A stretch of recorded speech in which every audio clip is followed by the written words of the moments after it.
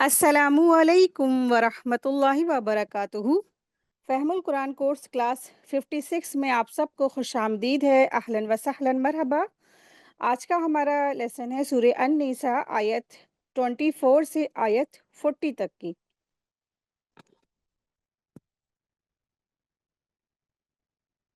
اللہ سبحانہ تعالیٰ قرآن کریم میں فرماتے ہیں سورہ مجادلہ آیت 11 میں، یرفع اللہ الذین آمنوا منکم والذین اوتوا العلم درجات۔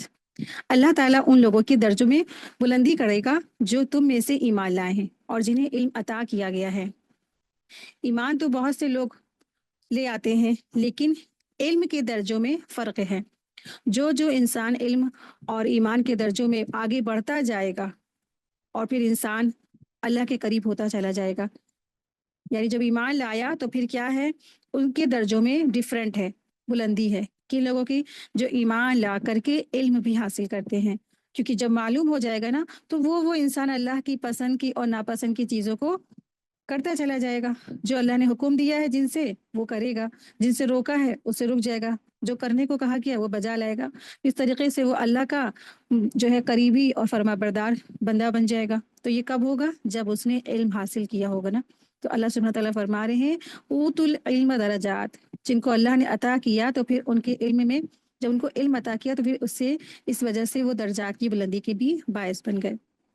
تو اللہ سبحانہ تعالیٰ سے دعا ہے کہ اللہ تبارک تعالیٰ ہم سب کے آخرت میں بھی درجات کو خوب بلند عطا فرمائے، اور ہم سب کے والدین اور ہم سب کے بزرگوں کے درجات کی بلندی کا باعث بن جائے، کہ ہم سب کا پڑھنا پڑھانا ہم ان سب کے لیے صدقہ جاریہ بن جائے، آمین یا رب العالمین۔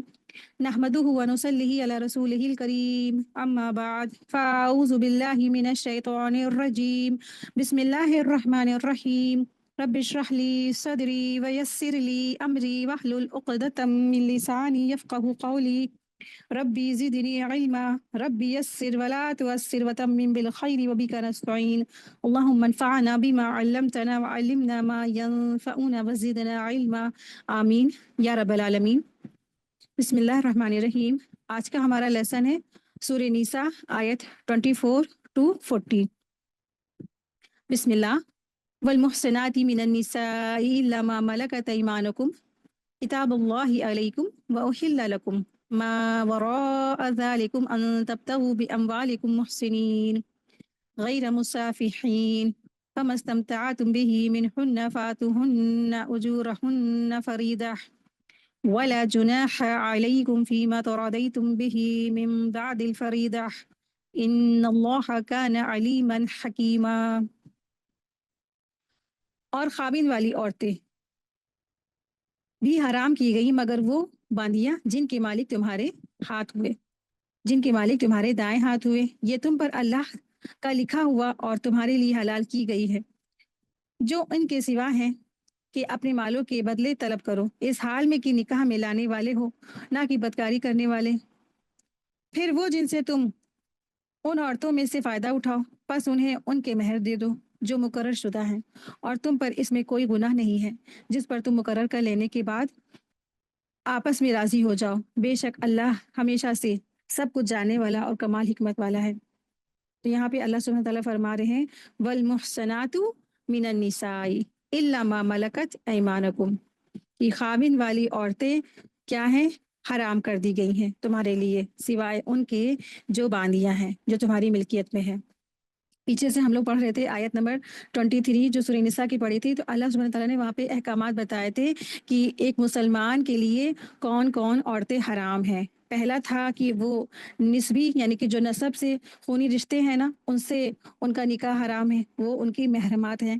پھر سیکنڈ تھا کہ رضائی رشتے کی وجہ سے، جیسے ماں باپ کے جیسے سگے بھائی بہن یا خونی رشتے کے جیسے ماں باپ کے جو رشتے حرام ہو جاتے ہیں، اسی طرح سے رضائی رشتے میں ماں باپ کے جیسے سارے رشتے بھی وہ اس میں بھی حرام ہو جاتے ہیں۔ پھر تیسرا ہم لوگ نے پڑھا تھا کہ جو نکاح ہو جاتا ہے انسان کا، جہاں اس نکاح کی وجہ سے ان کے یہاں کچھ رشتے ایسے ہوتے ہیں کہ وہ حرام ہو جاتے ہیں، جیسے کہ بیوی کا جو ماں ہے اس سے نکاح نہیں کر سکتے ہیں، یا ایک ساتھ دو بہنوں کو جمع کر کے نہیں رکھ سکتے ہیں، یا جو ہے بہو کے ساتھ نکاح نہیں کر سکتے ہیں، یا سوتیلی ماں ہے اس سے بھی نکاح نہیں کر سکتے ہیں۔ تو یہ نکاح کی وجہ سے بھی اللہ سبحانہ تعالیٰ نے کچھ رشتے حرام کر دیے تھے۔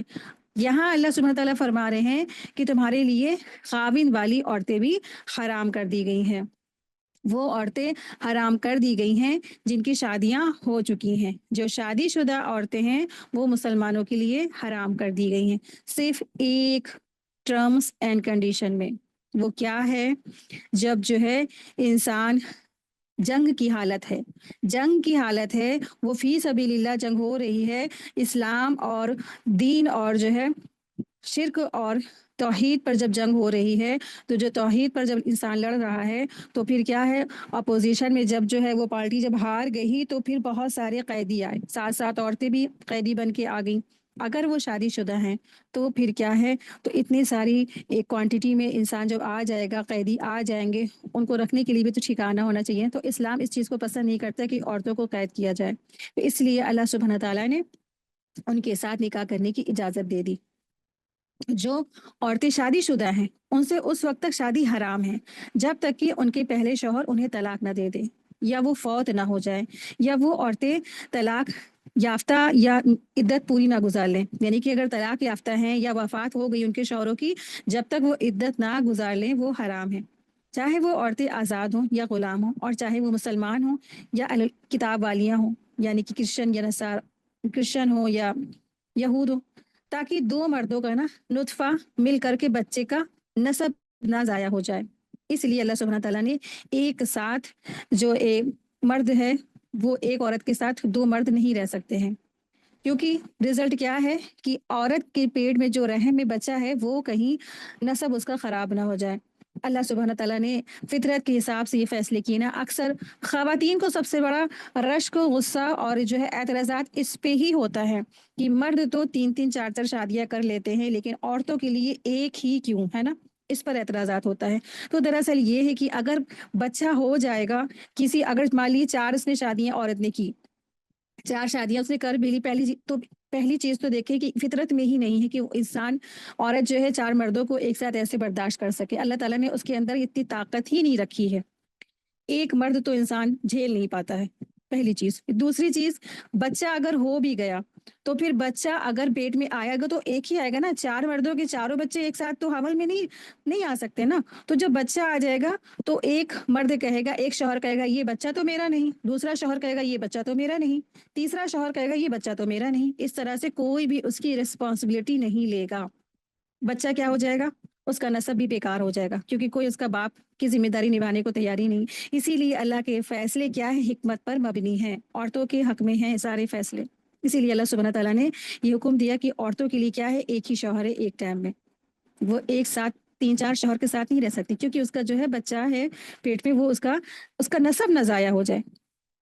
और अगर वो शादीशुदा औरतें फिर जिहाद फी सबीलिल्लाह में आ जाती हैं, यानी जब शादी शुदा औरतें अगर उस सिचुएशन में आ जाती हैं, जब जैसे आपको पता है कि जब जंग अहद हुई थी या जंग बदर हुई, तो और भी इसी तरह जब जंगें हुई थी मुसलमानों से काफिरों की, जब बहुत बड़ी तादाद में, फिर जो उसके साथ साथ क्या होती, कुफार के साथ साथ उनकी औरतें भी जंग करने जंग के मैदान में आई थी। अब क्या हुआ, मुसलमान जीत गए। अब मुसलमान जीत गए तो फिर जो औरतें हैं वो बंदी बना ली जाती थी, कैद कर ली गई।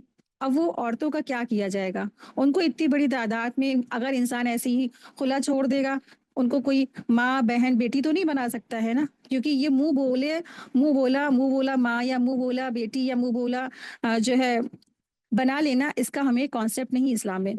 क्योंकि मुंह बोला तो क्या होता है, सिर्फ वक्ती कलामी होता है, असल में क्या होता है, इंसान का नफ्स उस पर हावी हो जाता है। इसीलिए अल्लाह सुब्हानहू तआला ने शादी की इजाज़त दे दी कि अब क्या है कि इतनी बड़ी तादाद में जब औरतें आएंगी, तो वो इतनी बड़ी तादाद में जेलों में नहीं रखी जाए, ताकि उनके साथ कोई और दूसरा भी जुल्म ना होने पाए। इसीलिए वहां पर अल्लाह सुब्हानहू तआला ने इन शादीशुदा औरतों से इजाज़त दे दी। और ये दरअसल क्या है, ये शादीशुदा होने के बाद भी इनसे शादी की इजाज़त इसलिए है क्योंकि दरअसल ये काफिर थी। तो जो दारुल हर्ब में से जब दारुल इस्लाम में जो औरतें आ गईं, तो उनके जो पहले शौहरों का जो निकाह था वो टूट जाता था, क्योंकि वो इस्लाम के ज़रिए से और जो है जंग के ज़रिए से वो कैदी बना ली गई। जब वो इस्लामी हुकूमत में आ गई और वो कैदी बना ली गई, तो उनका क्या हो गया, पहला निकाह ख़त्म हो गया, वो टूट गया। اب کیا کیا جائے گا؟ اب ایسی عورتوں کو 1 ماہ کی ان کو مدت دی جائے گی، ان کی 1 ماہ کی ان کی عدت ہے، اس میں دیکھا جائے گا ان کا ایک حیض آ جائے، یا اگر حیض نہیں آ رہا ہے، اگر حاملہ ہے تو ڈیلیوری تک ان کو مہلت دی جائے گی۔ اس کے بعد جب وہ سے فری ہو جائیں گی تو پھر ان کا نکاح کرا کے ان کو دے دیا جائے گا مسلمانوں کو۔ تو یہ جو ہے ان کو باندیا کہا جاتا تھا، ان کو غلام بھی کہا جاتا تھا۔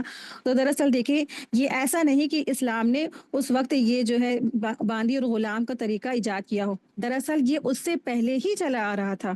آپ دیکھیں، جب آپ لوگ پڑھیں گے نا، تو جب یوسف علیہ السلام بچے تھے، اور وہ تو بہت 100 سال پہلے ہی یوسف علیہ السلام کا واقعہ، اور جب وہ چھوٹے بچے تھے اور ان کو لے جا کے بازار میں بیچ دیا گیا تھا اور ان کو غلام بنا لیا گیا تھا نا، اس وقت سے پتہ چلتا ہے کہ کئی 100 سال پہلے یہ غلام اور باندی کا سلسلہ چلا ہی آ رہا تھا۔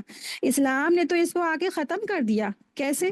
کیونکہ آپ دیکھیں کہ جب بھی کوئی کفارہ ادا کیا جاتا تھا تو اس میں کفارے کا ایک یہ بھی شرط ہوتی تھی کہ اگر آپ روزہ نہیں رکھ سکتے ہیں تو ٹھیک ہے، آپ کھانا کھلائیے، اگر آپ کھانا نہیں کھلا سکتے ہیں تو ٹھیک ہے، کپڑا پہنا دیے، اگر آپ کپڑا نہیں پہنا سکتے، یا پھر آپ کیا کریں، 1 غلام آزاد کریں، یا 10 غلام آزاد کریں، یا 30 غلام آزاد کریں۔ اس طرح سے کفارہ کی جو شکل دی گئی، تو اس کا مطلب کیا تھا کہ غلاموں کی آزاد ہو جائے۔ اسلام نے تو آ کے غلامیت اور باندی کو ختم کیا ہے۔ تو الحمدللہ اللہ تعالیٰ کے ہر فیصلے بڑے حکمت پر مبنی ہے۔ تو وہ جو کنڈیشن تھی، وہ جو سچویشن تھی، وہ دوسری ہی تھی۔ تو اللہ سبحانہ تعالیٰ نے اس وقت سب کو اجازت دی، لیکن دراصل آج اگر ہم سوچیں کہ آج ہمارے گھر میں جو نوکرانی آ رہی، چلو بھائی ہم اس کو بھی اپنی باندی بنا لیں یا لونڈی بنا لیں نا، تو یہ چیز بالکل غلط ہے، یہ بالکل حرام ہے، یہ گناہ کبیرہ ہے۔ تو وہ سچویشن آج نہیں ہے، یہ سچویشن 1400 سال پہلے کی یہاں بتائی جا رہی ہے۔ تو اس پہ ہمیں کوئی اعتراض نہیں ہونا چاہیے کہ کیوں ہوا، ایسے کیوں ہوا، اور اس طرح سے باندیوں سے نکاح کیوں اللہ نے جائز دیا۔ تو ہمیں کیوں اور کیسے، اس پر ہمیں اعتراضات نہیں ہونا چاہیے۔ ہمیں کیا کرنا ہے؟ سمینا واطعنا۔ تو اللہ سبحانہ تعالیٰ نے باندیوں سے یہاں پر ان کو نکاح کی اجازت دی گئی، کیونکہ ان کا جو نکاح تھا وہ پہلے شوہروں سے ان کا نکاح ٹوٹ جاتا ہے۔ اس طریقے سے جب وہ باندیاں جو ہے اپنے مالک کے انڈر میں آئیں گی تو پھر کیا ہو جائے گا، 1 مہینے کی فرصت، یعنی کہ 1 مہینے کی عدت کے بعد، 1 مہینے کی مہلت کے بعد ان کا نکاح کسی بھی جو ان کے جو امین ہوگا وہ لوگوں کو تقسیم کر دے گا، جو مسلمانوں میں تقسیم کر دیا جائے گا امین، اور جو اس کے ممالک یعنی کہ جو اس کا مالک ہوگا اس کے ساتھ اس کا نکاح کر دیا جائے گا۔ اس طریقے سے جو مسلمان تھے، جو غریب مسلمان تھے، جن کی شادیاں نہیں ہو سکتی تھی، تو ان کی جو نکاح بھی ہو سکے اس طریقے سے۔ اور یہ ایک بہت کم مہر ان کا ہوتا تھا، کیونکہ یہ باندیاں تھیں نا، اسی لیے۔ تو اسی لیے اللہ تعالیٰ نے یہاں پر ان کے حالوں پر بھی رحم کیا ہے کہ ایک طرح سے ان کو سپورٹ مل جائے گا، کیونکہ اب تو یہ مسلمان کے ملک میں آ گئی نا۔ اب کیا ہے، ان کو اس ملک میں کفر والے یا اسلام والے ملک میں نہیں بھیجا جا سکتا تھا، یعنی یہ اسلام اگر لیا، یہ اگر مسلمان ہو جائیں تو ان کو کلمہ پڑھا کے ان سے نکاح بھی کر لیں۔ والمحصنات من النساء الا ما ملكت ايمانكم۔ سیدنا ابو سعید خدری رضی اللہ عنہ بیان کرتے ہیں کہ رسول اللہ صلی اللہ علیہ وسلم نے حنین کے دن اوتاس کی طرف ایک لشکر روانہ فرمایا۔ ان کا مقابلہ دشمن سے ہوا تو انہوں نے اس سے مقابلہ کیا اور فتح پائی۔ بہت سے قیدی ان کے ہاتھ آئے۔ تقسیم کے بعد جو باندیاں حصے میں آئیں، صحابہ کرام رضی اللہ عنہ نے ان کو قیدی عورتوں سے صحبت کرنے کو گناہ سمجھا، اس لیے ان مشرک شوہروں پر، کیونکہ ان کے جو شوہر تھے کیا مشرک موجود تھے، تو چنانچہ اللہ عز و جل نے یہ آیت نازل فرمائی، والمحصنات من النساء الا ما ملكت ايمانكم۔ یہ مسلم کی حدیث ہے۔ تو اس طرح سے صحابہ تھے، وہ بہت تقوی والے تھے، وہ ہر قدم جو تھے پھونک پھونک کر چلتے تھے، ڈر ڈر کے چلتے تھے، ہر وقت وہ یہ سوچتے تھے کہ کہیں ہم یہ گناہ تو نہیں کر رہے ہیں، تو وہ تھوڑا ڈرے کہ یہ تو کیا ہے، یہ تو کافر رہ چکی ہے، اس کا شوہر بھی ابھی زندہ ہے، اور ایسا تو نہیں ہم اس طریقے سے اگر ہم یہ کریں گے تو پھر کیا ہو جائے گا، میرا گناہ لگ جائے یا ہو جائے۔ تو اللہ سبحانہ تعالیٰ نے ان کے لیے احکامات نازل فرمائے۔ آیت دیکھیں، آیت 25، اور تم میں سے جو کوئی استطاعت نہ رکھتا ہے تو آزاد مسلمان عورتوں سے نکاح کر سکے تو ان مسلمان کنیزوں سے نکاح کر لے جو شریعت ملکیت میں ہیں، اور اللہ تعالیٰ تمہارے ایمان کی کیفیت کو خوب جانتا ہے کہ تم ایک دوسرے کے جنس سے ہو، بس ان کنیزوں کے مالکوں کی اجازت کے ساتھ نکاح کرو اور انہیں ان کے مہر حسب دستور ادا کر دو، در حالیہ کہ وہ قید نکاح میں آنے والی ہوں، نہ بدکاری کرنے والی ہوں، نہ در پردہ آشنائی کرنے والی ہوں۔ پس جب وہ نکاح کے حصار میں آ جائے، پھر اگر بدکاری کی مرتکب ہوں تو ان پر اس سزا کی آدھی سزا لازمی ہے جو آزاد عورتوں کے لیے مقرر ہے، یہ اجازت اس شخص کے لیے ہے جس میں تم میں سے گناہ کا اندیشہ ہو، اور اگر تم صبر کرو اور تمہارے لیے تمہارے حق میں بہتر ہے، اور اللہ بخشنے والا اور مہربان ہے۔ تو اللہ سبحانہ تعالیٰ یہ فرما رہے ہیں کہ جو کنیزیں ہیں نا، جو باندیاں ہیں، جو وہ دراصل کیا ہے، اگر تم آزاد عورتوں سے شادی کرنے کی استطاعت نہیں رکھتے ہو، تو یہاں اللہ سبحانہ تعالیٰ فرما رہے ہیں کہ آزاد عورتوں کا دراصل مہر کیا ہوتا ہے، وہ زیادہ ہوتا تھا، ان کا مہر زیادہ ہے، وہ حسب نسب والی ہیں، ان کا مہر بھی زیادہ ہے۔ تو اور کچھ جو غریب محتاج تھے تھوڑے سے صحابہ، اور جو ہے ابھی نیو نیو وہ مسلمان ہوئے تھے، وہ اور آزاد عورتوں سے نکاح نہیں کر سکتے تھے، ان کے پاس اتنا مہر نہیں تھا کہ وہ ان لوگوں کو دے سکتے تھے۔ تو وہ تھوڑا سا ان کو یہ ہوا کہ ایسا نہ ہو کہ ہم نکاح نہیں کر رہے ہیں اور ہمارا کیا ہے، اور ہمارا کیا بنے گا، ہم زنا کی طرف نہ مڑ جائیں۔ تو اللہ سبحانہ تعالیٰ نے حکم دیا کہ تم نہ اگر استطاعت نہیں رکھتے ہو آزاد عورتوں سے، آزاد مسلمان عورتوں سے جو نکاح والی ہیں، تو تم کیا کرو، مسلمان جو کنیزیں ہیں، جو باندیاں آئی ہیں، جو اسلام لے آئی ہیں، تو تم ان سے نکاح کر لو جو تمہاری ملکیت میں ہے۔ اور پھر کیا ہے، دراصل ان کی جو مہر ہے نا وہ ہاف ہے۔ ایک مسلمان، ایک حسب نسب مسلمان والی جو عورت ہے، آزاد جو عورت ہے، اس کے کمپیریزن میں ان باندیوں کی جو مہر ہوتا ہے وہ آدھا ہوتا ہے، بہت تھوڑا سا ہوتا ہے۔ لیکن اللہ سبحانہ تعالیٰ نا وہ بھی بہت بڑے جو ہے عدل اور انصاف کرنے والے ہیں۔ جب مہر آدھا ہے تو آپ دیکھیں، جب اگر کوئی خدا نہ خواستہ کوئی ایسا جی عورت ہے، کوئی ایسی نگاہ ایسی جو ہے وہ گناہ کرتی ہے یا زنا کرتی ہے، تو ایک جو کنواری عورت کا جو زنا کرنے والی جو عورت ہے نا، اس کو کیا سزا دی جاتی ہے اسلام میں؟ 100 کوڑی لگانا نا۔ لیکن اللہ سبحانہ تعالیٰ نے ان باندیوں کی بھی سزا بھی کیا ہے، آدھی رکھی ہے، وہ کیا ہے، 50 کوڑے ہیں، ان کی سزا بھی کیا ہے، آدھی ہے۔ تو اللہ سبحانہ تعالیٰ سب سے بڑے عدل اور انصاف کرنے والے ہیں۔ تو اس طریقے سے ان کو اللہ سبحانہ تعالیٰ نے ان کی سزا کبھی آدھی رکھا، وہ بھی کب، جب یہ اس طریقے سے یہ پکڑی جائیں نہ۔ اور اللہ سبحانہ تعالیٰ نے یہ بھی حکم دیا، ان میں سے انہی سے نکاح کرنا ہے جو نہ بدکاری کرنے والی ہوں، نہ آشنائی کرنے والی، یعنی کہ وہ پاک باز ہوں۔ اگر باندھی بھی ہیں تو وہ بھی کیا، وہ پاک باز ہوں۔ آیت 26۔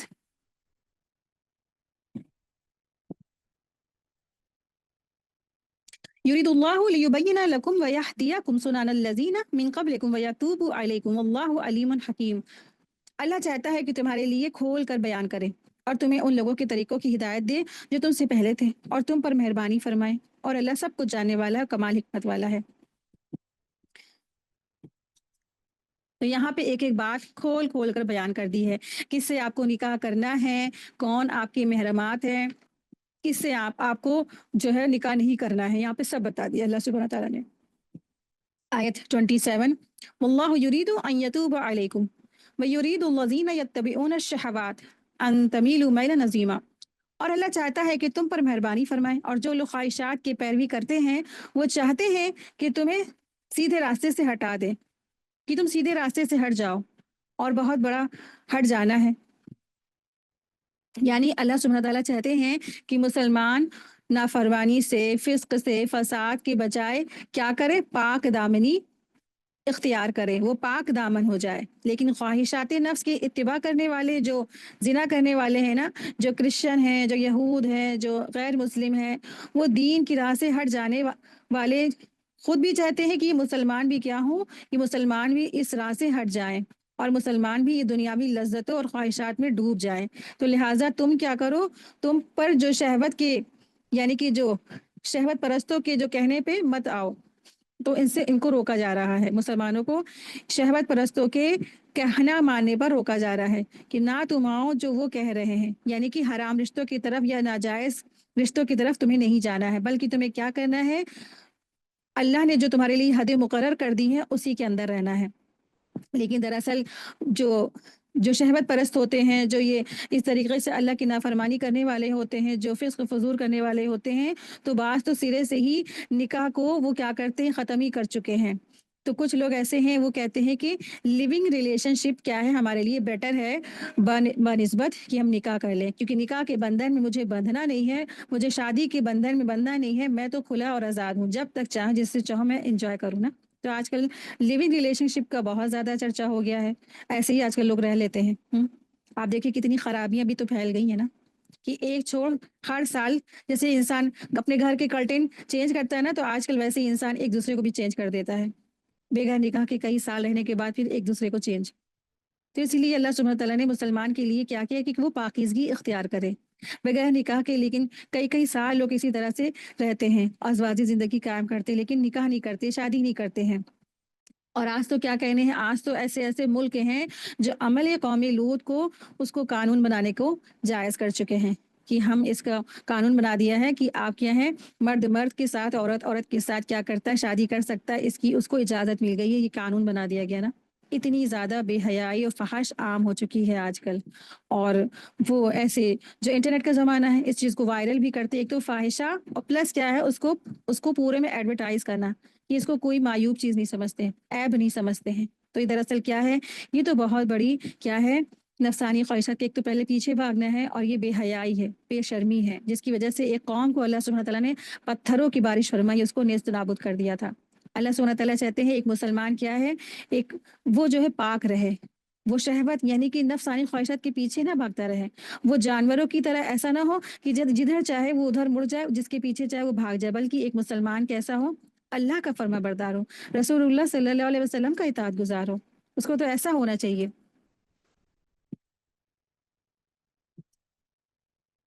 आयत 28, युरीदुल्लाहु अन युखफ्फिफा अन्कुम व खुलिकल इंसानु दईफा। अल्लाह चाहता है कि तुमसे बोझ हल्का करे, और इंसान तो कमज़ोर पैदा किया गया, यानी अल्लाह ताला तो इंसान की कमज़ोरियों को खूब जानता है, इसलिए अहकाम शरीयत में उसकी सहूलियत के लिए ख्याल रखा गया है, और दीन में सख्ती भी नहीं बरती गई है। यानी अल्लाह सुब्हान तआला ने इंसान यानी मर्द के लिए ना, इसीलिए एक नहीं, दो नहीं, तीन नहीं, चार चार शादियों की इजाज़त दे दी है, कि अल्लाह ताला जानते हैं कि इंसान के अंदर क्या नफ्स है, क्या कमज़ोरी है ना, कि बाज़ औक़ात कोई कोई मर्द के अंदर कुछ ज़्यादा ही होती है, हार्मोन्स की जो सिचुएशन और कंडीशन, इसीलिए हर एक का नहीं होता है, हर एक को थोड़े से में ही, वो थोड़े से खाने में वो सेटिस्फाई हो जाता है। लेकिन जो कुछ कुछ शख्स होते हैं, कुछ इंसान होते हैं, वो उनके लिए बहुत सारा खाना खाना भी काफ़ी नहीं होता है। इसीलिए अल्लाह ताला ने उनके लिए चार शादियों की इजाज़त दे दी है, कि अल्लाह ताला जानते हैं कि मर्द क्या है, इंसान क्या है, ज़ईफ़ है, कमज़ोर है, इसीलिए अल्लाह सुब्हान तआला ने रुख्सत दे दी है। लेकिन अगर वो उनके बीच में, उनको क्या कहा गया है, अदल करे, इंसाफ करे, उनको यूं ही ना छोड़ दे कि बस लुत्फ उठाए और ख़त्म, बल्कि उनके अंदर इंसाफ करना, उनके हुकूक अदा करने हैं, उनको उनके साथ बेहतरीन हुस्न सलूक करना है। और अगर ये नहीं कर सकते तो तुम्हारे लिए क्या, एक काफ़ी है। यहाँ तक कि जो बांदियाँ हैं, इनके साथ भी अगर आप निकाह करें, इनको इनके साथ में आप रहें, तो उनके साथ भी आपको हुस्न सलूक करना है। इनके साथ भी अगर जो बच्चा होगा, उसका भी प्रॉपर्टी में हिस्सा होगा, उसको भी हुस्न सलूक, उसके भी हुकूक है, उसको भी सब कुछ अदा करना होगा। तो अल्लाह ताला ने बांदियों के साथ निकाह की भी इजाज़त दे दी ना, क्यों, क्योंकि तो अल्लाह ताला जानते हैं कि इंसान क्या ज़ईफ़ है, कमज़ोर है। युरीदु अन यतूबा अलैकुम, यानी अल्लाह ताला तुम्हारे लिए आसानी पैदा करना चाहते हैं, तुम पर सख्तियाँ नहीं करना चाहते हैं। लौंडी से निकाह की इजाज़त देना दरअसल क्या है, अल्लाह ताला की तरफ से एक बहुत बड़ी आसानी है। आयत 29, या अय्युहल्लज़ीना आमनु ला तअकुलू अम्वालकुम बैनकुम बिलबातिल इल्ला अन तकूनु तिजारतन अन तरादिन मिनकुम वला तफ्तुलू अनफुसकुम इन्नल्लाहा काना बिकुम रहीमा। ऐ लोगों जो ईमान लाए हो, अपने माल आपस में बातिल तरीके से ना खाओ, मगर ये कि तुम्हारे आपस की रजामंदी से तिजारत की कोई सूरत हो, और अपने आप को कत्ल ना करो, बेशक अल्लाह तुम पर हमेशा से मेहरबान है। तो अल्लाह सुब्हान तआला ने मना फरमाया है कि तुम क्या ना करो, वला ताकुलू अम्वालकुम बैना बिल बातिल। तो ये आयत हम लोग पढ़ चुके हैं। आज जो आयत का नया हिस्सा है वो क्या है, वला तक़तुलू अनफुसकुम। तो यहाँ इससे मुराद ये है, वला तक़तुलू अनफुसकुम इन्नल्लाहा काना बिकुम रहीमा। तो इस आयत के तीन मायने किए गए हैं। तीन मायने मुफस्सिरीन इकराम बताते हैं कि पहला तो ये हो सकता है कि वला तक़तुलू अनफुसकुम का पहला माना कि शरीयत की मुखालिफत करते हुए तुम हकीकी या बाहमी रजामंदी के बगैर जो अल्लाह ने तुम्हें हुक्म दिया है ना, कि अगर तुम लेन देन करो या बिजनेस करो तो उसको लिख लिया करो, गवाह बना लो। अगर जो शख्स इसको, इन अहकामात को नहीं बजाता है, इसको फॉलो नहीं करता है, तो दरअसल क्या है, रिजल्ट में क्या होगा, वो आपस में एक दूसरे का कत्ल गलत होगा, है ना, लड़ाई झगड़ा, फिर फसाद, फजूर, ये सब कुछ होगा। ये हो गया पहला माना। दूसरा माना ये है कि एक दूसरे को कत्ल मत करो, क्योंकि ये हकीकत में अपने आप को ही कत्ल करना होता है। यानी कि जब एक इंसान सामने वाले को मारेगा, तो बदले में क्या होगा, किसास होगा ना, वो भी मार दिया जाएगा, वो भी खत्म कर दिया जाएगा, तो कत्ल से रोका गया है। तीसरा माना ये है कि इंसान खुदकुशी ना करे, खुदकुशी ना करे, सुसाइड ना करे। आप देखिए कि सुसाइड क्या है, इंसान की बहुत बड़ा कबीरा गुनाह है, इंसान इससे रुक जाए। कि किसी भी मुसलमान को ये इजाजत नहीं है कि वो अपने आप को खत्म कर ले। अल्लाह सुब्हान तआला ने यहाँ हुक्म दिया है, वला तक़तुलू अनफुसकुम, ना तुम कत्ल करो अपनी नफ्स को, अपनी जान को। تو سیدنا ابو ہریرہ رضی اللہ عنہ بیان کرتے ہیں کہ رسول اللہ صلی اللہ علیہ وسلم نے فرمایا جس شخص نے چھری کے ساتھ اپنے آپ کو قتل کیا تو جہنم میں چھری اس کے ہاتھ میں ہوگی اور وہ اس کے ساتھ اپنے پیٹ کو پھاڑے گا اور ہمیشہ ہمیشہ کے لیے جہنم کی آگ میں وہ رہے گا۔ اور جس نے اپنے آپ کو زہر سے قتل کیا تو جہنم میں اس کا زہر اس کے ہاتھ میں ہوگا جس سے وہ تھوڑا تھوڑا کر کے پیے گا اور ہمیشہ ہمیشہ کے لیے جہنم کی آگ میں رہے گا۔ اور جس نے پہاڑ سے گر کر اپنے آپ کو قتل کر لیا تو وہ جہنم کی آگ میں گرتا رہے گا اور اس میں وہ ہمیشہ ہمیشہ رہے گا۔ یہ صحیح مسلم کی حدیث ہے۔ تو اس سے پتہ چلتا ہے کہ انسان خودکشی نہ کرے، نہ اس طرف کبھی جانے کی سوچے۔ خودکشی دراصل کیا ہے؟ ایک انسان کی ایک بزدلی کا ایک بس نام ہے کہ جو انسان بزدل ہوتے ہیں دنیا کی پریشانیوں میں یا پریشانیوں میں، مشکلات میں یا مصیبتوں میں یا ٹینشنز میں لڑ نہیں سکتے تو بزدلی میں آ کے وہ کیا کرتے ہیں؟ خودکشی کر لیتے ہیں۔ تو کیا کرے انسان؟ نیڈر بنے، اپنے حالات سے لڑنا سیکھیں، اپنی پریشانیوں سے لڑیں، صبر کریں، استقامت سے ڈٹے رہے۔ مجاہد کہاں کس کو گیا ہے؟ تو بن کے مجاہد اپنے آپ کا اپنے حالات سے لڑے۔ انسان ایسے اپنے آپ کو ختم نہ کرے۔ انسان جب مجاہد بنیں گے تو اپنے حالات سے لڑیں، اپنی مشکلات سے لڑیں، اپنے نفس کے خلاف لڑیں۔ جو نفس تم کو آج حکم دے رہا ہے کہ تم خودکشی کر لو، تم کو اسی سے جہاد کرنا ہے کہ نہیں میں خودکشی کیوں کر لوں؟ آج میرے حالات ہے، کل انشاءاللہ کچھ اور ہو جائے گا۔ کوئی بھی غم اتنا بڑا کوئی غم نہیں ہو سکتا ہے کہ انسان اپنے آپ کو ختم ہی کر ڈالے۔ ٹھیک ہے، کسی کی شوہر نے دوسری شادی کر لی یا کسی کی منگنی ٹوٹ گئی یا کسی کی جاب چلی گئی یا کوئی ہائی اسکول میں فیل ہو گیا یا کسی کی بیوی بہت خراب مل گئی یا کسی نے اس کی عزت پہ حملہ کر دیا، تو کوئی بھی چیز اتنی بڑی نہیں ہے کہ جان اس کی قیمت ہو۔ جان اللہ نے بہت قیمتی بنائی ہے۔ اللہ کی دی ہوئی جان جو ہے اللہ کی امانت ہے۔ ہم اسے ہوتے کیوں ہیں اس کو ختم کرنے والے نا؟ یہ اللہ کی دی ہوئی امانت ہے، کبھی بھی اس کی طرف دماغ نہ جائے۔ دراصل کیا ہے، انسان کو اس پر ابھارنے والا کون ہے؟ ابلیس ہے۔ ابلیس مصیبتوں کو، پریشانیوں کو اتنا زیادہ بڑا کر کے دکھا دیتا ہے اور سخت نا امیدی، مایوسی کے کنویں میں جھک کے ایک انسان کو ڈھکیل دیتا ہے، غموں کا پہاڑ اس پر توڑ دیتا ہے۔ اور اتنے چند سیکنڈوں کی یہ بس واردات ہوتی ہے کہ آدھا گھنٹہ، 1 گھنٹہ یا بس 2 گھنٹے، اور پھر انسان اتنا زیادہ اس میں کھو جاتا ہے کہ وہ اپنے آپ کو ختم کر دیتا ہے۔ تو کبھی بھی کیسے بھی حالات ہیں، کیسے بھی مشکلات ہیں، کوئی بھی مشکلات ہیں، کیسے بھی حالات ہیں، تو کیا کرنا ہے انسان کو؟ ٹینشن کرے گا؟ نہیں، اپنے رب کی طرف مڑ جائے۔ کتنی بھی بڑی پریشانی ہے، کتنی بھی بڑی آفت آ گئی، کتنی بھی بڑی کوئی بھی ناگہانی آ گئی ہے، تو ہر مصیبت، ہر پریشانی، ہر جو مصیبت ہے وہ کیسے دور ہو سکتی ہے؟ صرف اور صرف اللہ کی طرف رخ کر کے۔ آپ دیکھیں کہ یونس علیہ السلام جو تھے نا، ایک مچھلی نکل گئی، دوسری مچھلی نکل گئی، اور اس مچھلی کے اندھیروں میں جا کر کے انہوں نے کیا کہا؟ لا الہ الا انت سبحانک انی کنت من الظالمین۔ تو کیسی بھی پریشانی ہو، کیسی بھی مشکلات کے اندھیرے ہو، کبھی بھی انسان اپنے آپ کو ختم نہ کرے، کبھی بھی اپنے نفس کو نہ ختم کرے۔ آپ دیکھیں کہ آج جو ریشو ہے وہ خودکشی کا بڑھتا ہی جا رہا ہے۔ ہر انسان ٹینشن میں آ گیا، کسی کو جہیز نہیں ملا تو لڑکی کو جہیز نہیں ملا تو گھر والوں نے تانے دیے، تو سسرال والوں نے تانے دیے، تو اپنے آپ کو لڑکیاں ختم کر لیتی ہیں نا۔ کوئی فیل ہو گیا، کسی کی جاب نہیں لگی، مایوسی مایوسی، سب کا رزلٹ کیا ہے؟ سب کا فائنل رزلٹ ہے مایوسی۔ صرف انسان مایوس ہو جاتا ہے، اور مایوسی دلانے والا کون ہے؟ ابلیس ہے۔ وہ زبردست مایوسی کے جال میں ایسا پھانستا ہے اور انسان کو ایسے بڑے گناہ میں مبتلا کر دیتا ہے کہ اس کو توبہ تک کی توفیق نہیں ہوتی ہے۔ تو کبھی بھی انسان مایوسی کی طرف نہ جائے۔ تو اللہ تعالیٰ کہتے ہیں کہ اللہ سبحانہ تعالیٰ سب سے زیادہ امید ہے، اللہ سب سے بڑی امید ہے۔ اللہ کی طرف رجوع کریں، اللہ کی طرف دوڑیں۔ کیسی بھی پریشانی، کیسی بھی مشکلات، بڑی سے بڑی مصیبت آ جائے، بس اللہ کی طرف رجوع کر لیں۔ اللہ سے بڑھ کر کوئی مدد کرنے والا نہیں۔ آیت 30۔ اور جو شخص یہ سرکشی اور ظلم سے کرے گا تو عنقریب ہم اس کو آگ میں داخل کریں گے، اور یہ اللہ پر آسان ہے۔ آیت 31۔ ان تجتنبوا كبائر ما تنهون عنه نكفر عنكم سيئاتكم وندخلكم مدخلا كريما۔ اگر تم ان بڑے گناہوں سے بچو گے جن سے تمہیں منع کیا گیا ہے تو ہم تم سے تمہاری چھوٹی چھوٹی برائیوں کو بھی دور کر دیں گے اور تمہیں باعزت داخلے کی جگہ میں داخل کریں گے۔ تو کبیرہ گناہ کی یہاں بات کی گئی ہے، ان تجتنبوا کبائر، کہ تم کو منع کیا گیا ہے، بڑے بڑے گناہوں سے روکا گیا ہے۔ اگر تم اس سے بچتے ہو تو تمہاری چھوٹی چھوٹی بھی اللہ تعالیٰ گناہ معاف کر دیں گے۔ تو دراصل یہاں کبیرہ گناہ کی بات ہے۔ تو کبیرہ گناہ کس کو کہتے ہیں؟ کبیرہ گناہ وہ ہے جن کے متعلق قرآن کریم میں یا حدیث میں صاف طور پر دوزخ کی، جہنم کی وعید آئی ہو، یا اللہ کے غصے کا اظہار ہوتا ہو، یا شریعت میں اس پر حد مقرر کر دی گئی ہو تو یہ کبیرہ گناہ ہوتے ہیں۔ اور صغیرہ گناہ وہ ہیں جن سے صرف اور صرف منع کیا گیا ہے، جن پر کسی بھی طرح کی کوئی وعید نہیں ہے، تو یہ صغیرہ گناہ ہے۔ تو اللہ تعالیٰ کا مومنوں سے وعدہ ہے کہ جو شخص کبیرہ گناہوں سے بچے گا نا تو اللہ تعالیٰ اس کے صغیرہ گناہ کو بھی معاف فرما دیں گے اور اسے جنت میں داخل فرما دیں گے۔ تو کبیرہ گناہ وہ ہیں جن میں ہر آیت میں اللہ سبحانہ تعالیٰ نے کہا ہے کہ تم یہ نہ کرنا، تم وہ مت کرنا، جیسے نا سود، تم سود مت کھانا، تم جھوٹ مت بولنا، تم بہتان مت کرنا، تم غیبت مت کرنا، تم بھولی بھالی عورتوں پہ تہمت مت لگانا، اور کچھ باتیں حدیث سے بھی ملتی ہیں، کچھ احکامات قرآن سے ملتے ہیں۔ تو یہ سب کیا کبیرہ گناہ ہے۔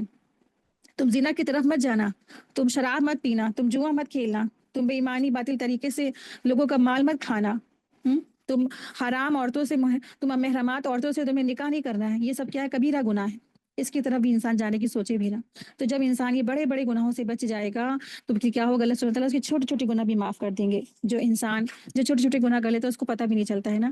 تو سیدنا ابو ہریرہ رضی اللہ عنہ بیان کرتے ہیں کہ رسول اللہ صلی اللہ علیہ وسلم نے فرمایا 5 نمازیں اور جمعہ آئندہ جمعے تک، رمضان آئندہ رمضان تک کفارہ بن جاتا ہے کہ ان گناہوں کا جو ان کے درمیان کا عرصہ میں سرزد ہوتے ہیں، بشرطے یہ کہ وہ شخص کبیرہ گناہوں سے بچتا رہے۔ اسی طرح سے ایک اور حدیث میں آتا ہے جو بخاری کی ہے، سیدنا ابو ہریرہ رضی اللہ عنہ بیان کرتے ہیں کہ رسول اللہ صلی اللہ علیہ وسلم نے فرمایا ان 7 قسم کے گناہوں سے بچو جو ہلاک کر دینے والے ہیں۔ صحابہ نے عرض کی اے اللہ کے رسول وہ کون سے گناہ ہیں؟ فرمایا اللہ کے ساتھ شرک کرنا، پہلا اللہ کے ساتھ شرک کرنا، دوسرا جادو کرنا، تیسرا اس نفس کو ناحق قتل کرنا جس کے قتل کو اللہ نے حرام کر دیا ہے، چوتھا سود کھانا، پانچواں یتیم کا مال کھانا، چھٹا میدان جنگ سے پیٹ پھیر کر بھاگنا، اور ساتواں پاک باز بھولی بھالی عورتوں یا معصوم عورتوں پر تہمت لگانا۔ پھر اسی طرح سے ایک اور حدیث میں ہے، وہاں پہ یہ ذکر ملتا ہے کہ ماں باپ کے ساتھ کیا ہے نافرمانی کرنا، والدین کے ساتھ نافرمانی بھی کرنا کیا کبیرہ گناہ ہے۔ آیت 32، اور اس چیز کی تمنا نہ کرو جس میں اللہ نے تم میں سے بعض کو بعض پر فضیلت دی ہے، مردوں کے لیے تو اس میں سے ایک حصہ ہے جو انہوں نے محنت کی ہے، اور عورتوں کے لیے اس میں سے ایک حصہ ہے جو انہوں نے محنت کی کمایا، اور اللہ اس کے فضل میں سے مانگو، اللہ سے اس کے فضل میں سے حصہ مانگو، بے شک اللہ سبحانہ تعالیٰ ہمیشہ سے ہر چیز کو خوب جاننے والا ہے۔ تو یہاں پہ اللہ سبحانہ تعالیٰ نے حکم دیا ہے کہ نا تمہیں کیا نہیں کرنا ہے، تمہیں اللہ تعالیٰ سے اللہ کا فضل مانگنا ہے، تمہیں اس چیز کی تمنا نہیں کرنا ہے جو چیز جو ہے کیا کی گئی کسی اور کو دی گئی ہے۔ تو اس آیت کے جو ثانی نزول کا پس منظر ہے وہ دراصل یہ ہے کہ بعض عورتیں جو تھی انہوں نے کہا کہ کاش ہم وراثت میں مردوں کے برابر ہوتے، یعنی جیسے مرد کو حصہ دیا گیا پورا پورا ویسے ہم کو بھی حصہ دیا جاتا، ہمیں آدھا کیوں دیا گیا نا، اور یا پھر ہمیں اللہ سبحانہ تعالیٰ جہاد میں بھی جانے کی شریک ہونے کی جو ہے نا حکم دے دیتے، کیونکہ عورتیں جہاد میں نہیں جاتی تھی، جہاد کے میدان میں جنگ کے میدان میں نہیں جاتی تھی۔ تو یہ آیت اسی پس منظر نازل ہوئی کہ مردوں کے برابری کی خواہش کرنا کیا ہے، دراصل اللہ کے حکموں کو رد کرنا ہے، اللہ کے حکم کی نافرمانی ہے۔ عورتوں کے اپنے کچھ اور موقع ہوتے جن سے ان کے درجات بلند ہوتے ہیں، مثلا جب وہ ماں بنتی ہیں، ماں بننے کی صورت میں کیا ہے، ایسی صورت میں ان کے اللہ سبحانہ تعالیٰ نے ماں کو درجات میں بہت بلندی عطا فرمائی، اس کے تو 3 درجات ہیں، جبکہ باپ کا درجہ کیا ہے، ایک ہی درجہ ہے۔ سب سے زیادہ اللہ سبحانہ تعالیٰ نے حسن سلوک کرنے کا جس کے ساتھ حکم دیا وہ دراصل کون ہے، ماں ہے، وہ بھی تو عورت ہے نا، جبکہ باپ کا کیا ہے، ایک درجہ ہے۔ تو اور دراصل کیا ہوتا ہے، جب بچے کی پیدائش ہوتی ہے اور دودھ پلانے تک کی ماں کا جتنا بھی گناہ ہے اللہ سبحانہ تعالیٰ سب کو ختم کر دیتے، سارے گناہ ختم کر دیتے، اور اس کو بے حساب اجر و ثواب بھی ملتا ہے۔ تو اللہ سبحانہ تعالیٰ نے منع کیا ہے کہ تم نا یہ تمنا نہ کرو۔ تو اللہ تعالیٰ کا یہاں جو فرمان ہے نا، اس کا مطلب یہ ہے کہ مردوں کو اللہ نے جو جسمانی قوت دی، طاقت دی، اپنی حکمت اور ارادے سے ان کو قوتیں دی ہیں، تو اس بنیاد پر وہ جہاد میں بھی جاتے ہیں، اور جو ہے اللہ سبحانہ تعالیٰ نے ان کو قوام بنا دیا ہے، تو وہ اس طرح سے گھر کا خرچہ وغیرہ بھی چلاتے، ذمہ داری بھی اٹھاتے ہیں۔ تو یہ ان کے لیے کیا ہے، ایک تحفہ ہے، ایک ہدیہ ہے، ایک عطیہ ہے۔ تو اس کو دیکھتے ہوئے عورتوں کو مردوں کے جیسے جو اللہ تعالیٰ نے دیا ہے ان کو صلاحیتیں، یا ان پر ان کو عورتوں کو ایسی آرزویں نہیں کرنی چاہیے کہ کاش ہم بھی مردوں کی طرح ہو جاتے ہیں نا، ایسی آرزو ان کو ایسی خواہشات نہیں کرنی ہیں۔ हाँ, अलबत्ता अल्लाह ताला की इताअत और नेकी के कामों में वो हिस्सा ले सकती हैं, और मैदान में जो वो कुछ कमाएँ, यानी कि घर के काम-काज में या कुछ उसमें मर्द के बराबर, यानी मर्द के साथ मिल कर के अगर वो कुछ कर देती हैं, उसके मर्द के खर्चे में वो कुछ उसको हेल्प कर देती हैं, तो वो और बात है। लेकिन वो जो तमन्ना करती हैं कि काश हम भी मर्द जैसे बन जाते, हमें भी अल्लाह ताला ऐसा जो है शर्फ़ देते कि हम इनके बराबर हो जाते, मर्द क्यों आगे हैं, मर्द क्यों इतने ज़्यादा अल्लाह ताला ने बुलंद किया है ना, तो इन सब बातों में इंसान को नहीं लगना चाहिए। सबसे बड़ा तो ऐतराज़ यही होता है औरतों का कि काश हम लड़का होते हैं ना, एक लड़की बचपने से उसके माइंड ऐसा सेट कर दिया जाता है लड़कों के लिए, मर्दों के लिए कि मर्द देखो ये है, मर्द देखो वो है, और फिर एक बच्ची उसके माइंड में यही सेट हो जाता है कि काश हम लड़का ही होते। तो ऐसा इंसान को तमन्ना नहीं करनी कि काश हम लड़का होते। अल्लाह ताला ने आपको जिस हाल में, जिस सूरत, जिस शक्ल में पैदा किया, जिस जिस्म में पैदा किया, ये आपके लिए बेटर है। अल्लाह ने आपके लिए इसमें बेहतराई रखी है। अल्लाह ताला ने इंसानों के अंदर दरअसल क्या है, इख्तिलाफ रखा है। बाज़ को बाज़ के मुकाबले में ज़्यादा सलाहियतें दी हैं, लेकिन इसका ये मतलब भी नहीं कि बाज़ को बिल्कुल ही हम क्या करें, महरूम रखें, महरूमी कर दें। उन्हें कुछ और चीज़ों की खैर-अता की है। हर शख्स को कुछ ना कुछ सलाहियतें दे रखी हैं। हर शख्स की कुछ ना कुछ स्ट्रेंथ होती है, या कुछ वीकनेस होती है, कमज़ोरी होती है। तो हमें ये नहीं करना चाहिए कि किसी की जो भी सलाहियत है और जो भी खूबी है उस पर हम हसद करें, या अपनी खूबी को और अपनी स्ट्रेंथ को हम भूल ही जाएँ। आखिरत में क्या होगा? आखिरत में क्या देखा जाएगा? असल चीज़ तो यही देखी जाएगी, जिसको जो सलाहियत मिली, जिसको जो अल्लाह ने ताकत दी, कुव्वत दी, उसने उसको कहाँ लगाया, किन कामों में लगाया? खैर के कामों में लगाया या यूँ ही गँवा दिया? अगर आप देखें कि इंसान को ना जिस वक़्त ये होता है कि सामने वाले की कोई नेमत देख के उसको ये होता है कि काश हमको भी मिलता, तो अल्लाह से माँगे, ना कि सामने वाले से हसद करें या उस पर जलन हसद करें। लेकिन इंसान तो सिर्फ़ क्या है, वो कंपेयर करता है। वो सिर्फ़ कंपैरिज़न ही करता है। अपने बच्चे को किसी बच्चे के साथ, अपने आप को अपने खुद को किसी और के साथ, या अपने शौहर को किसी और शौहर के साथ, या अपने घर को अब किसी दूसरे के घर के साथ, या अपनी जो सलाहियत है दूसरे की सलाहियत के साथ। जो नहीं हासिल हुआ तो उस पर क्या करते हैं, हसरत और अफ़सोस करते हैं। तो अपने आप को और दीगर नेमतों को दूसरे के मुकाबले में दूसरे का मुकाबला ना करें, क्योंकि हम दूसरे के छिपे हुए ऐब को नहीं जानते। तो वो किस सिचुएशन में है, क्या हालात है, क्या उसमें गुज़र रहा है, हमें नहीं मालूम है। सिर्फ़ हम ज़ाहिरी खूबियों को देख करके ये तमन्ना करने लगते हैं कि काश हमारा जो चीज़ है, या हमारा बच्चा, या हमारा शौहर, या हमारा घर, या हमारी सलाहियत बिल्कुल भी वैसी ही है कि हम उसके जैसे बन जाएँ। तो कभी भी ये नहीं कहना चाहिए कि मेरा बच्चा है ना फला बच्चे की तरह हो जाए, या मेरा शौहर फला शौहर के जैसा हो जाए, या मेरा घर भी ऐसा हो जाए, या मेरी आदतें वैसी हो जाएँ, या मेरी शक्ल सूरत भी वैसी ही हो जाए ना। इस तरीके से बहुत सारे इंसान अल्फ़ाज़ अदा करता है दिन भर में। तो इसकी बजाय अल्लाह से दुआ करें कि या अल्लाह तू अपनी निगाह में मुझे बड़ा कर दे, तू अपने फ़ज़ल से मुझे अता कर दे। तो अल्लाह से अल्लाह का फ़ज़ल माँगे, इसमें कोई गुनाह नहीं है।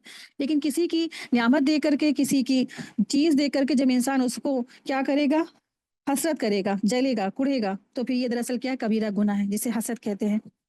तो अल्लाह तबारक तआला ने यहाँ मना कर दिया है कि तुम्हें ये नहीं कहना है कि काश ये दर्जा, या ये माल, या वो घर, या वो प्रॉपर्टी काश मुझे मिलती, उसको कैसे मिल गई ना, उसको कैसे मिल गई, उसको क्यों मिली, और या फिर इस दुनिया में हम ही मिले थे। इस तरीके से तुम्हें नाशुक्री नहीं करना, बल्कि तुम्हें तो फोकस किसे करना है, जो अल्लाह ने तुम्हें दे रखा है। हर इंसान को अल्लाह ताला ने स्पेशल बनाया है। आप देखिए, जब फिंगर प्रिंट नहीं मिलते हैं, सारे इंसानों की फिंगर प्रिंट जुदा जुदा हैं, तो क्या सबकी सलाहियतें एक जैसी हो सकती हैं क्या? अल्लाह तबारक तआला ने हर एक को स्पेशल बनाया है।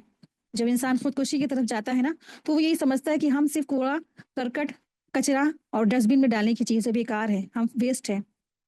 लेकिन अल्लाह सुब्हानहू तआला ने हर एक को स्पेशल बनाया है, हर इंसान स्पेशल है, हर एक की सलाहियतें स्पेशल हैं, हर एक की वॉइस, हर एक की आवाज़, हर एक का अंदाज, हर एक का जो उठना बैठना चलना है, वो सब कुछ क्या स्पेशल है। तो अल्लाह तबारक तआला ने एक ख़ास मकसद के लिए इंसानों को पैदा किया है। कभी भी ना करे कि ये ना सोचे कि अल्लाह ने मर्दों को इतना ऊंचा दर्जा दिया है, औरतों को इतना नीचा दिया है। नहीं, ये बिल्कुल गलत बात है। दरअसल क्या है, अल्लाह सुब्हानहू तआला ने औरतों को भी दर्जात की बुलंदी दी है ना। आयत 33। और हमने उस तरके में जो वालिदैन और ज़्यादा कराबत वाले छोड़ जाएं, हर एक के वारिस मुकर्रर कर दिए हैं, और जिन लोगों को तुम्हारे अहद पैमान ने बांध रखा है उन्हें उनका हिस्सा दो। बेशक अल्लाह ताला हमेशा से हर चीज़ पर हाजिर है। تو اس آیت کریمہ میں پہلے حصے میں اللہ تعالیٰ نے یہ خبر دی ہے کہ مرد ہو یا عورت ہر ایک کا ورثہ اور رشتہ داروں ہوتے ہیں اور اس کے مرنے کے بعد اس کے وارث بنتے ہیں. اور آیت کے دوسرے میں حصے میں جہاں پہ کہا گیا ہے والذین عقدت ایمانکم فاتوہم نصیبہم کا مفہوم یہ ہے کہ تم نے جو حلف یا معاہدہ کسی کے ساتھ طے کیا ہے تو اسے اس کا حصہ دے دو. آیت 34 مرد و عورتوں پر نگران ہے اس وجہ سے کہ اللہ نے ان کے بعض کو بعض پر فضیلت عطا فرمائی اور اس وجہ سے کہ انہوں نے اپنے مالوں سے خرچ کیا ہے. پس نیک عورتیں فرما بردار ہیں غیر حاضر میں حفاظت کرنے والی ہیں اس لیے کہ اللہ نے انہیں محفوظ رکھا ہے. اور وہ عورتیں جن کی نافرمانی سے تم ڈرتے ہو سو انہیں نصیحت کرو اور بستروں میں ان سے الگ ہو جاؤ اور انہیں مارو. پھر اگر وہ تمہاری فرما برداری کرے تو ان پر کوئی ذاتی کا راستہ نہ تلاش کرنا بے شک اللہ تعالی ہمیشہ سے بہت بلند اور بہت بڑا ہے. تو اللہ سبحانہ تعالیٰ نے فرما دیا جو مردوں کو اللہ سبحانہ تعالیٰ نے جو درجہ دیا ہے نا جو یہاں پہ اللہ تبارک تعالیٰ نے روکا نا کہ ولا تتمنوا ما فضل اللہ بہم اور اللہ سبحانہ تعالیٰ نے جو مردوں کو ایک درجہ اونچا دیا ہے اور تمہیں اس کی تمنا نہیں کرنی ہے لِرِجَالِ نَصِیبٌ مِّمَّا اکْتَسَبُوا جو مردوں کے لیے اللہ تبارک تعالیٰ نے جو حصہ دیا ہے جو درجہ دیا ہے جو اس نے کمایا ہے دراصل یہ ایک درجہ اونچا کیوں دراصل یہاں یہ بتا دیا گیا ہے کہ دراصل اللہ سبحانہ تعالیٰ نے ان کو درجہ اونچا کیوں دیا. دراصل کیا ہے وہ تو ایک قوام ہے وہ اللہ تبارک تعالیٰ نے ان کو قوام بنایا ہے. دراصل شریعت نے اسلام نے گھر کی ساری ذمہ داری اور خرچہ اور ہر چیز کی جو ذمہ داری ہے مرد کے اوپر ڈالی ہے. مرد کو گھر کا نگران مرد کو گھر کا قوام بنا کر بھیجا ہے اور عورت کو اس کے ماتحت رکھا گیا ہے. یہی چیز آج عورتوں کو بہت زیادہ کھٹکتی ہے لیکن جب ایک ایمان والی ہو جاتی ہے تو وہ اللہ کے ہر فیصلے پہ راضی ہوتی ہے نا وہ ایکسیپٹ کرتی ہے کہ واقعی میں اللہ تبارک تعالیٰ نے جیسا بنایا ہے ویسا بنایا ہے ہم اللہ کے ہر فیصلے پہ راضی ہیں. تو قرآن نے اس کے 2 سبب بھی بتائے ہیں کہ ایسا کیوں ہے کہ مردوں کو اللہ تعالیٰ نے قوام بنایا ایک درجہ اونچا رکھا کیوں. پہلا تو یہ ہے کہ مرد کو طبعی طور پر یہ امتیاز حاصل ہے کہ وہ منتظم بنے اور دوسرے یہ کہ وہ گھر کے سارے اخراجات بیوی کے نفقے پر سمیت مرد کے ذمے ہیں. یعنی مردوں کو اللہ سبحانہ تعالیٰ نے ایسی جسمانی قوت دی ہے ایسی اللہ تبارک تعالیٰ نے ان کو ایسی طاقت دی ہے جو عورتوں کے پاس نہیں ہوتی ہے. جسمانی ساخت بھی اللہ تبارک تعالیٰ نے مردوں کو طاقتور بنایا ہے اور ان کا کلیجہ بھی مضبوط بنایا ہے کمپیریزن عورتوں کے. دوسرا یہ ہے اللہ تبارک تعالیٰ نے ان کے سروں پر ان کے ذمہ داری ڈالی ہے کہ وہ گھر کا خرچہ وہ ہی چلائیں گے اور وہ خرچ کرنے والے ہیں وہ گھر کے خرچے کرنے والے ہیں گھر کی ذمہ داریاں بڑھانے والے. آپ دیکھیں مثال کے طور پر چھوٹی سی مثال پیش کرتے ہیں تھوڑی وقت دیر ہو جائے گا لیکن مثالوں سے بات سمجھا سکتے ہیں نا ہم ایک دوسرے کو. رات کے 12 بجے ہیں یا 1 بجے ہیں کوئی دروازہ کھٹکھٹا رہا ہے اور بہت زور زور سے کھٹکھٹا رہا ہے.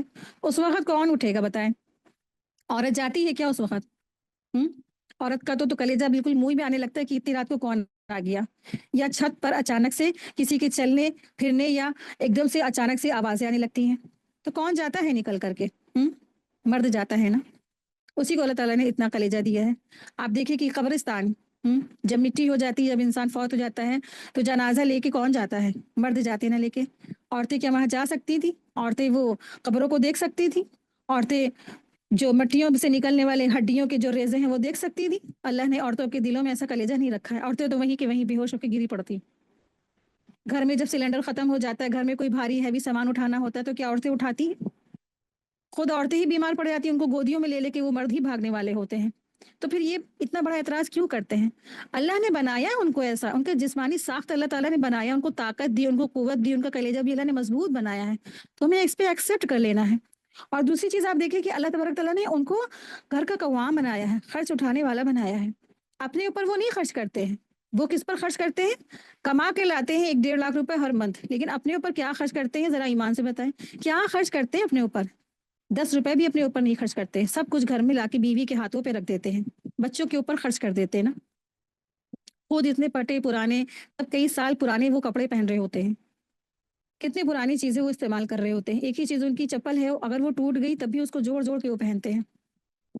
سب چیز وہ کس کے لیے کر رہے ہوتے ہیں بیوی کے لیے بچوں کے لیے.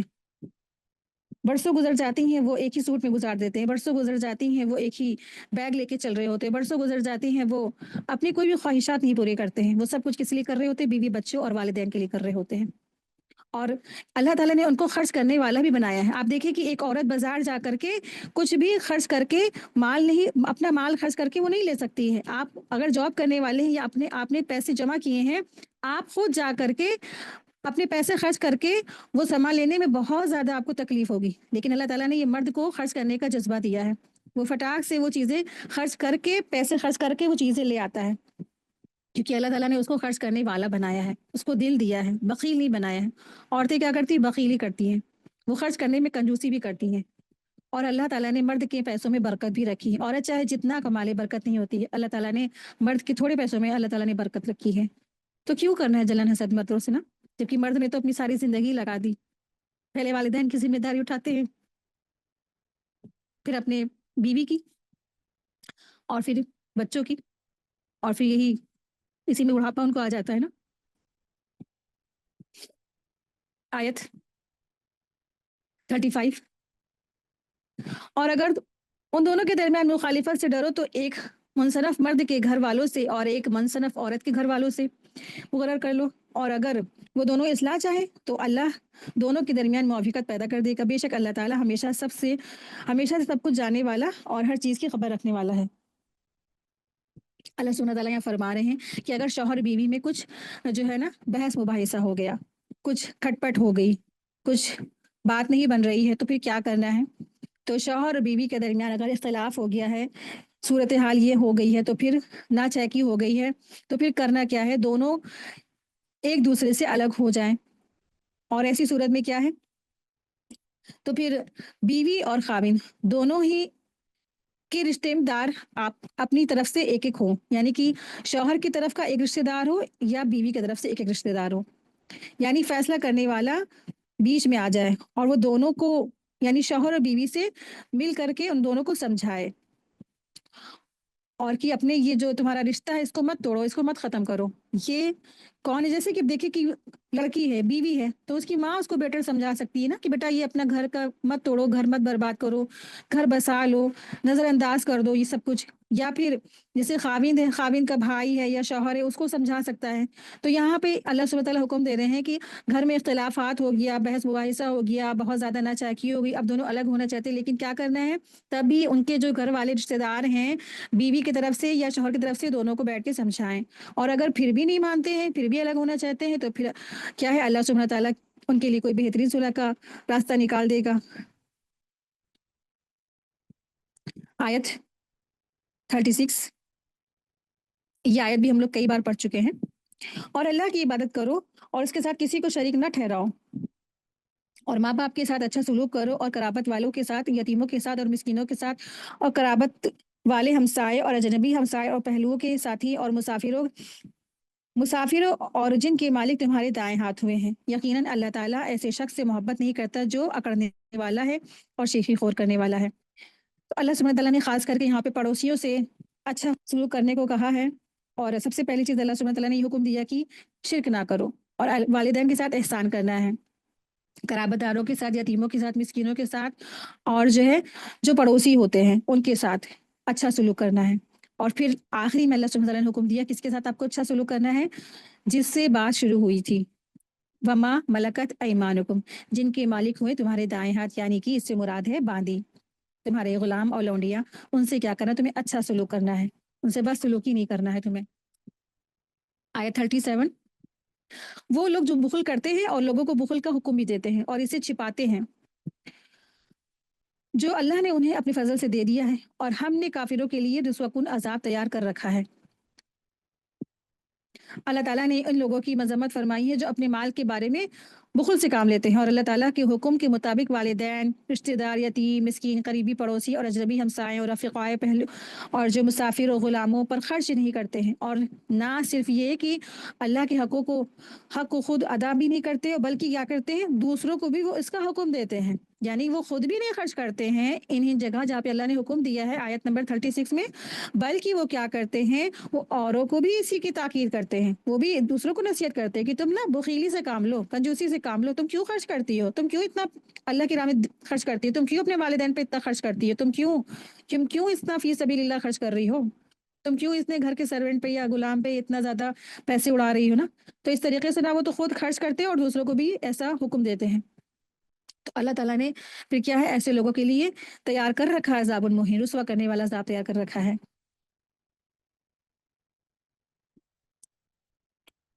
आयत 38। और वो लोग जो अपने अम्वाल लोगों को दिखाने के लिए खर्च करते हैं और ना अल्लाह पर ईमान लाते हैं और ना यौम आखिरत पर, और वो शख्स की शैतान उसका साथी हो जाता है और वो बुरा साथी है। यानी ऐसा वो जो शख्स जो माल को बचा बचा के रखता है और वो जब जब खर्च करता है तो किस पर खर्च करता है, दिखावे के लिए। तो सिर्फ दिखावे के लिए, लोगों की वाहवाही चाहने के लिए खर्च करता है, या मजबूरन कोई ऐसे मौके आ जाते हैं उसको खर्च करना ही पड़ जाता है। तो ऐसे जो शख्स है, तो अल्लाह सुब्हानहू तआला फरमा रहे हैं, तो ऐसे शख्स का जो साथी है वो करीना क्या हो जाता है, उसका जो करीना हो जाता है वो शैतान हो जाता है। तो ऐसे जो बखील करने वाला और अल्लाह की राह में ना खर्च करने वाला और माल छुपा छुपा के रखने वाला और फिर दिखावे के लिए खर्च करने वाले ऐसे शख्स का साथी शैतान हो जाता है। आपको पता है कि शैतान किस चीज़ का हुक्म देता है ना, कंजूसी का, बखीली का।